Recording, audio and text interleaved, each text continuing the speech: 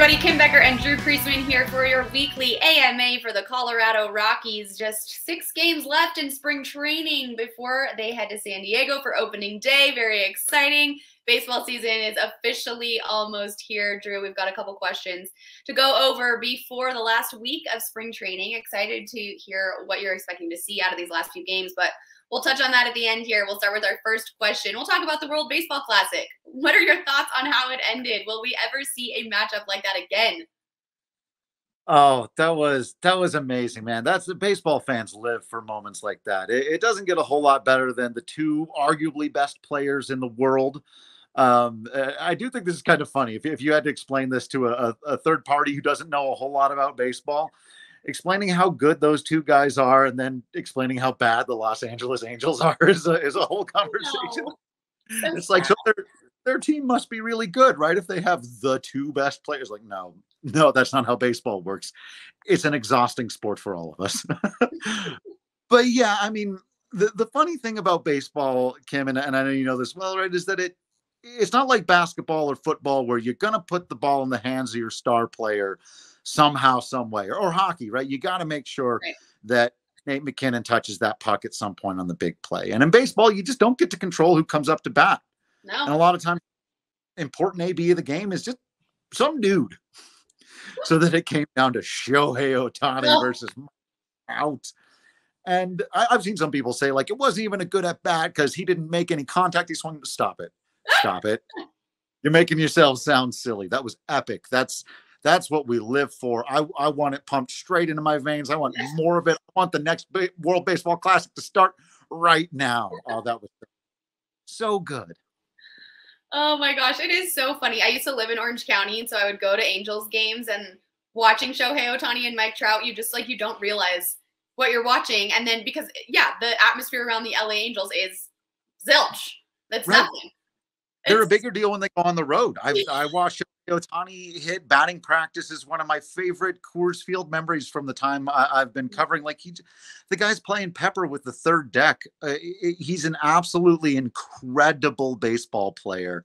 To me, by far the best in the world. Yeah. And how else do you prove it than in one of the biggest games we've seen in a long time? Maybe the most watched baseball game ever, depending on what metrics.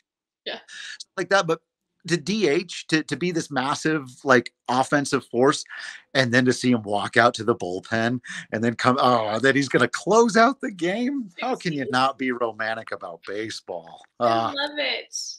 I love it. All right. Well, let's continue this romanticism about baseball. We love it, Drew. We're going to talk about a couple more things here before we get to the end of spring training. But this next question, there was some action this last week. Which one of the Rockies' young prospects, Veen, Romo, or Jones, getting sent down surprised you the most?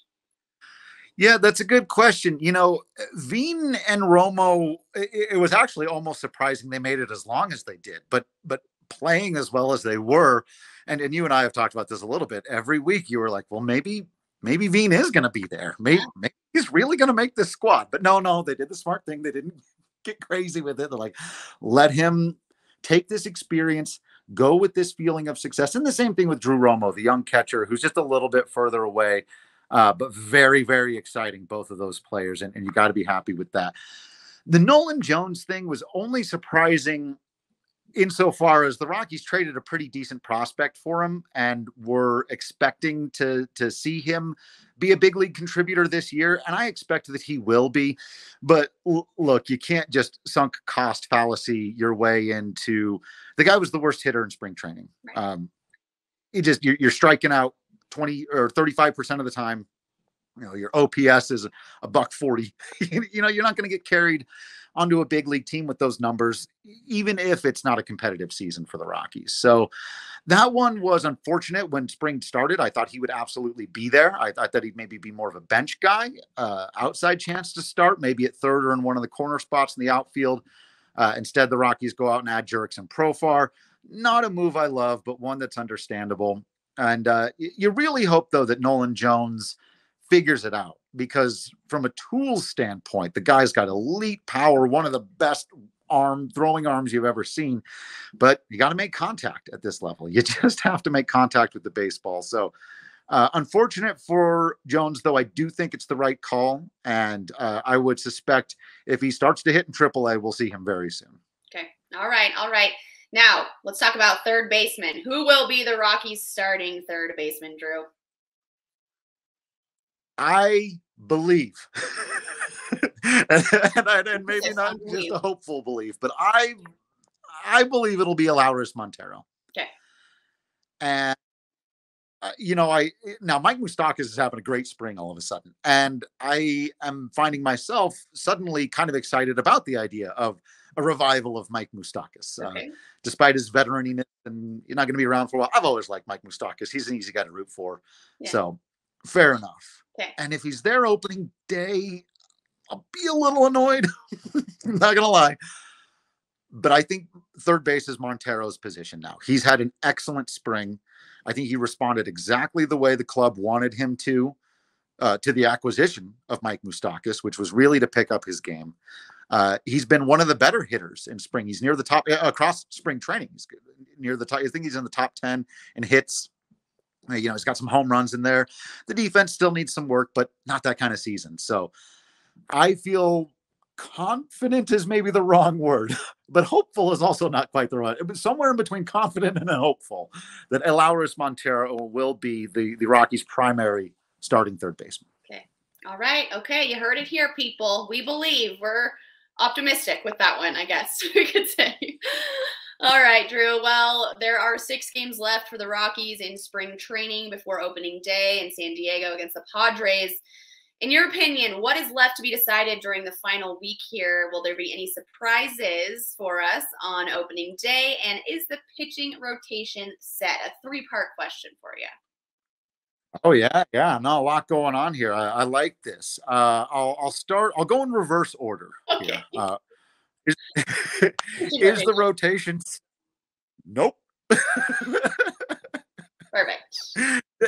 This really is the big baseball question. There's some bullpen stuff. There always is this time of year. That's shaky. You'll see whoever is the 9th man, so just misses out on being in the bullpen. He'll be there in 3 weeks when somebody's got arm stiffness. So whatever. But in the rotation, we are very close to the start of the regular season, and I still do not have a full-on answer for you on this question. And I'm not sure the Rockies 100% do either. They've given Connor Siebold some run. They've given Peter Lambert some run, Noah Davis, and all of those guys have had their ups and downs. I think Ryan Feltner is going to be there, but Ryan Feltner's got like a 10 ERA in spring training. That's not always indicative of necessarily anything, but you'd prefer to be going into the regular season on slightly better performance than that.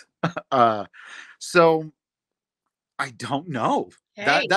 That's kind of the answer to the third and the first question. The biggest thing to figure out for them to figure out is who are going to be those last couple of guys in the rotation. And that's, wild to think, but that's just why this team is in such a tough spot right now, is the starting pitching just isn't there.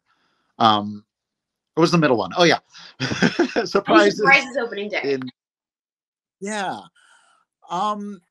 Okay, so I'm going to get very literal with this question, all right? Because I don't think there are a ton of surprises with the roster. So let's talk about opening day. I think Charlie Blackmon will start in right field. Opening day at Coors Field, I mean. Now, in San Diego, nobody cares. Nobody cares.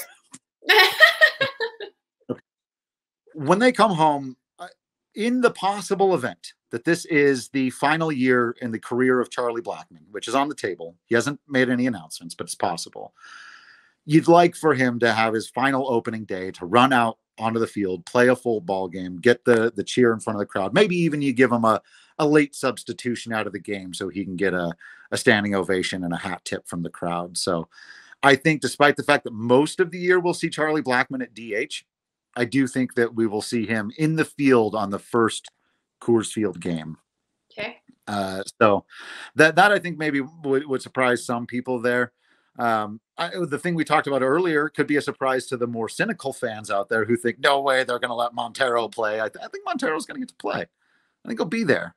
We'll see what happens. And then I'll go with a big prediction for our kind of opening day or early week, early on surprises, and really just the surprise of the lineup. Chris Bryant is going to be very good. Okay.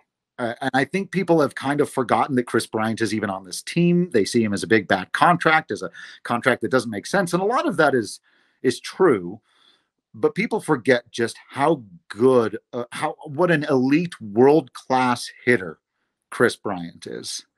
And I think very early on, he's going to remind people of that, he didn't hit a home run at Coors Field and he only played X number of games. It was pretty random last year. This guy's still one of the very best to do it in his era. And he's not that old. He's several years younger than I am. So there's that, right?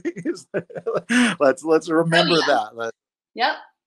My thing. If I even got to call one out from this far away, I'll say Chris Bryant gives you an opening day home run, because that's baseball, and you don't hit a home run at Coors Field for an entire season. Day one the next year, he's going to go yard. Well, there you go, hey? Opening day. I can't believe it's just right around the corner, but I know we've talked about how this upcoming season isn't going to be really one to write home about, but I really do appreciate your insight, Drew, because you're giving me a little bit of optimism about this upcoming season, and I'm not lying. Yeah, no, I this is the mantra. They're not going to be good. It's just fun. Enjoy it. Yeah, have fun. All right, Drew. Well, thanks so much. We will touch base next week, probably after spring training is over, I guess. And so we'll have some real baseball to talk about around the corners. That'll be exciting. I love real baseball. Always fun. Thanks, Drew.